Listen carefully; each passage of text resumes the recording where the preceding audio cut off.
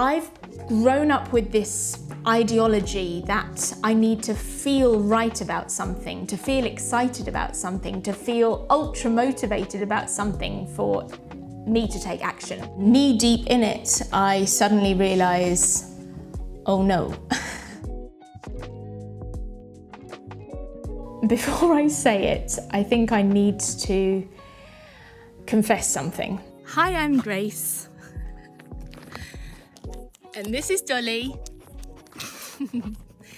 And if you're new here, I'm teaching myself how to make films by answering one question at a time. And today I want to look into the topic of motivation, specifically what to do when you don't feel motivated.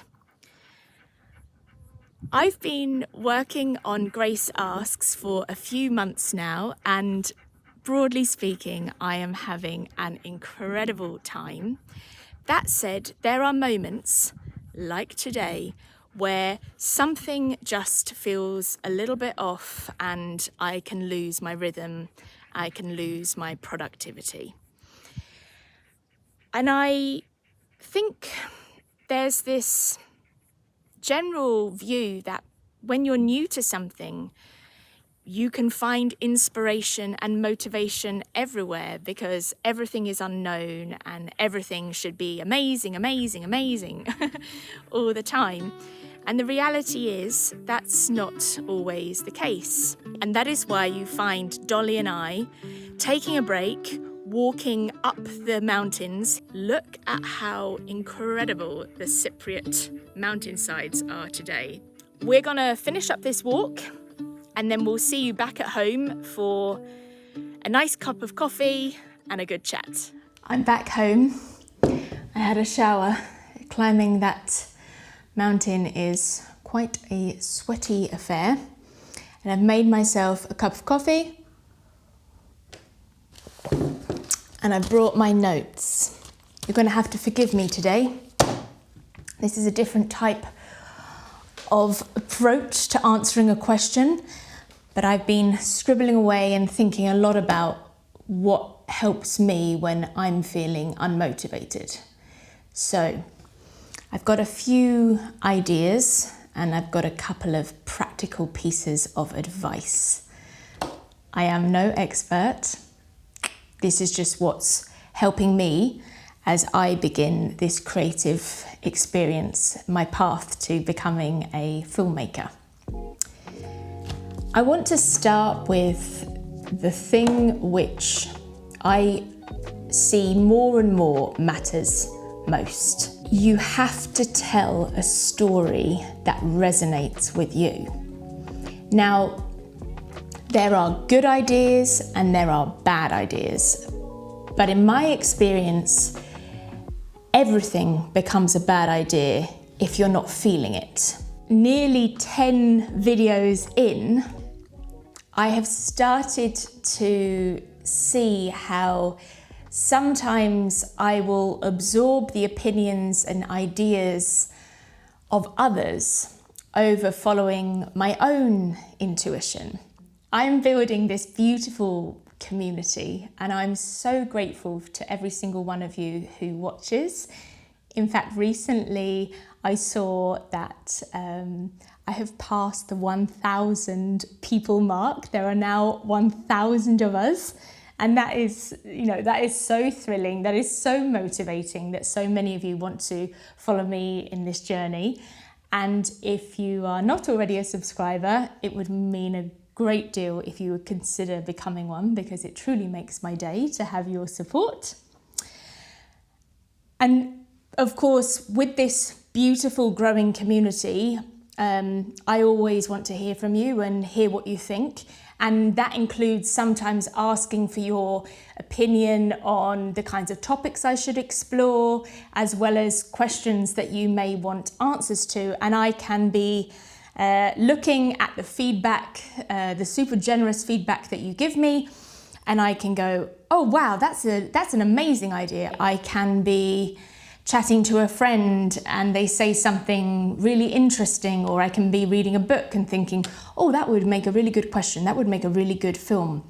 And I start the research process and I start the planning process, and I take a lot of time getting into something, preparing the schedule, preparing the shots I'm going to take, writing the script. And when I'm, knee deep in it, I suddenly realize, oh no,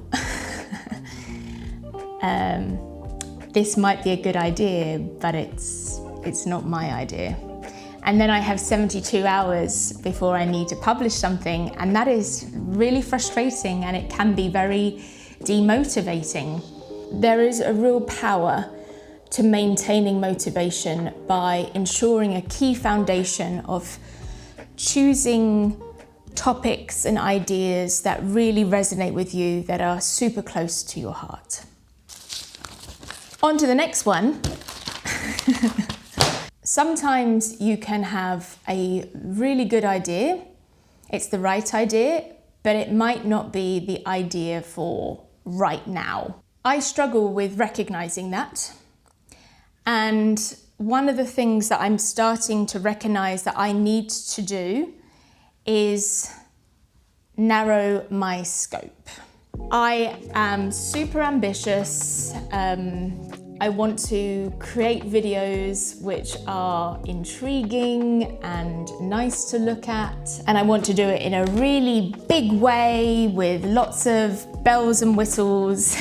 And once I start making it, I realize it's not how I imagined. I can feel really irritated by that. I can feel like, I'm not good enough. And here is, I think, an interesting one, because what I'm speaking to here is this sense of my wished state, what I want something to be, how I want a video to turn out, not being aligned with my current skill level. So I get demotivated because where I envision myself is actually not my reality. When I tend to feel better about what I've made, it's where I've had a narrower scope. It's where I've reduced my level of ambition. Sure, I might want to broaden the story. Might want to make some of the most cinematic sequences. I might want to learn how to shoot the moon. But I tried to do one thing well, and I'm still new, so every single time I'm making mistakes and I'm making errors, and there's always an area to improve. But if I reduce my scope while keeping my ambition for what I'm doing in the long run high, I find it more motivating. And I make a point of looking at my films and seeing the things that did work rather than the things that didn't. Okie dokie. Guys, I'm gonna have to open the door because it's summer now here in Cyprus, and I'm sure if you're looking closely, there is a nice sweat appearing above my upper lip and my brow. Let me just open the door. This is actually a good moment to go outside and get into my third piece of advice, which is taking a break. Cheers. Motivation needs space. We need to switch off. We need to focus on something else. We need to do things that are entirely different from what we're working on, because creativity needs space to blossom. So, like this morning, take that break in nature. Do that ridiculously fun, but also super silly dance to a song you love in your kitchen with your dog. There's something really pervasive that I've fallen foul of, which is this idea that only truly hard work, only, pulling all-nighters and working yourself until you've got nothing else to offer is honourable.